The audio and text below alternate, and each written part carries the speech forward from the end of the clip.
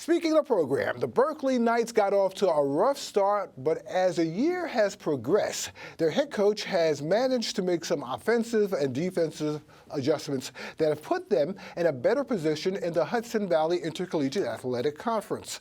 Joining us before the Berkeley Knights' final regular season game are junior guard Baytania Newman. Welcome. Thank you for having me. All right. Also, Sophomore Forward Akiah Luceus.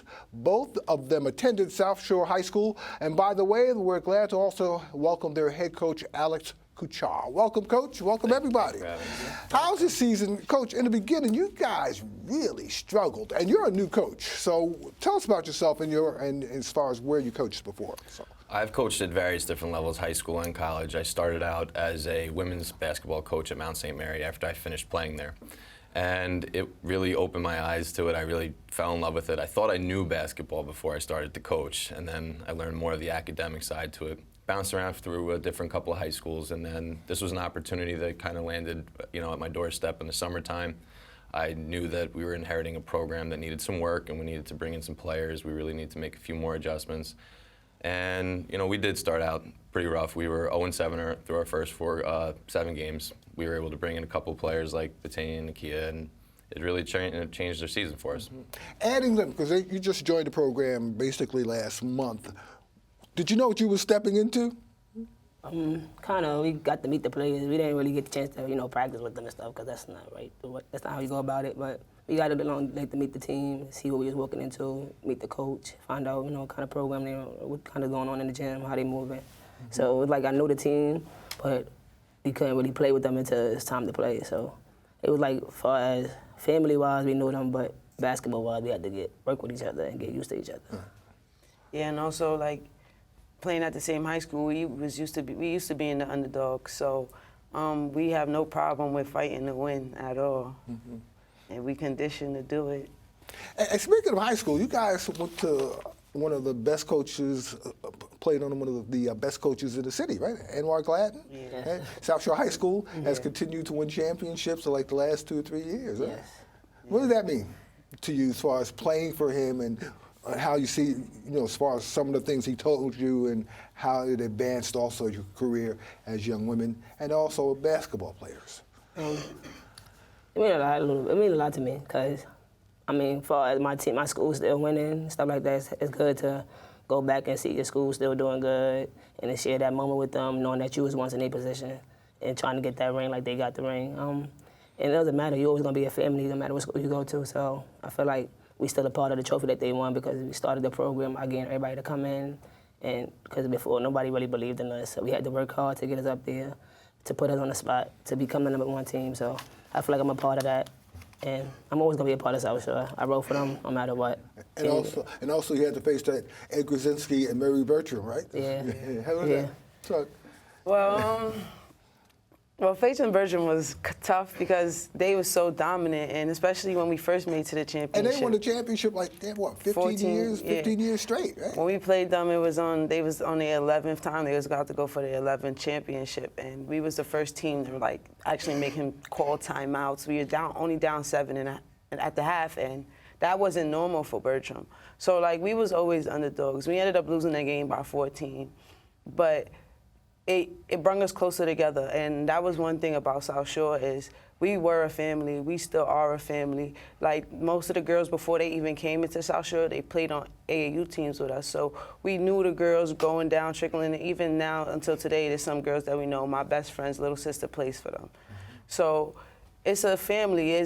We could go practice. We mentor the girls. It doesn't matter how it ends. At the end of the day, we bleed purple and blue. And that goes for any school we play for, because team is everything. Okay. Cool. Coach, as far as this particular program, right now you have one more game, and then we're in the postseason. So how do you switch gears? We're not going to switch any gears right now. Right now, we're preaching consistency. We know our formula. We know what it's going to take for us to succeed. We go over it every day. We had a good run between January 21st and the 29th, where we played 4 really tough teams, 2 league games that we knew we needed to win. And it was really about finding ourselves. We had 8 days to really find ourselves, whereas other teams had 2 or 3 months in that first half where we weren't all together. So, you know, that's really what we're preaching right now. Is just to be consistent. We know what we have to do. It's just about doing it every single night, and I think we're going to be fine.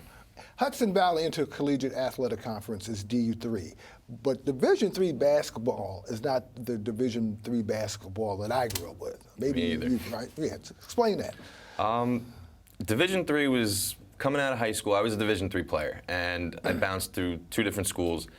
And when I would tell people, oh, I'm playing college, they'd say, where? And I'd say the school, and they'd say, what is that, Division I, II? And I'd say 3. And it was kind of, you got scoffed at, you know, Division III. But they didn't understand that they were really good players. You know, I was still facing 6'8" when you went in the paint. You know, a lot of times those shots got blocked. Get knocked down, right? Yeah, but it's become so much more competitive now because I see more Division I and II players. Maybe they don't fit in a program or qualify or whatever the case may be. They end up in Division III, and now there's a stronger talent pool in Division III that there hasn't been in years. What does it also mean for you guys also playing at this level? Because I'm sure you probably could have played Division II, even D1. Yeah. I mean, basketball is basketball. They basically label it. We don't label it. So I play the game no matter whether I'm in Division I, Division II. It doesn't matter what division I'm in. Basketball is gonna be basketball. Mm-hmm. Yeah, also, like, we've been around a long time, so we've seen how, like, the top programs, all the D1 programs, the D2 programs, we actually experience how much it may not work for a player. And honestly, when it comes to basketball, it comes down to being comfortable in the school. It comes down to having people having your back on the academic side as much as on the athletic side. And when it comes to divisions, as a true basketball player, you don't really look at that. You look at day in and day out what you're going to get when you graduate. Because you could go to a D1 school and the coach not care about your future endeavors.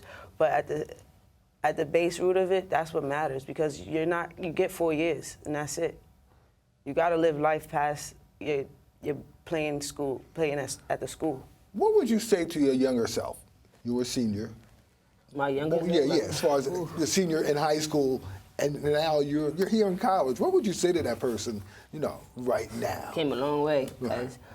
As far as graduating, especially looking at the divisions where you're playing ball, did you expect to be at a Berkeley? Did you, you know what I'm saying? I mean, I know you had aspirations, and no knock against Berkeley College. You guys are playing good basketball over there, but I'm sure you had other aspirations. Yeah.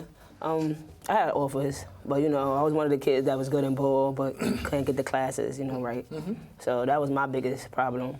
But as I got older, I realized, like, either I want to just play ball and not have a career at the ball. Because now I see, like, when I wasn't playing ball, I was just basically looking for a job. And it's like, nobody really wants you if you don't have an education, really. I mean, I got my high school diploma and I have college credits, but it's better to get, you know, higher degrees, just so, like, I can succeed in life. Because I'm not going to always play ball for the rest of my life. I might not even make it for ball, you feel me? So I got something to fall back on, like I'm taking up my major is business, because I want to be in business for myself. I don't want to work with for someone. I want to be my own manager.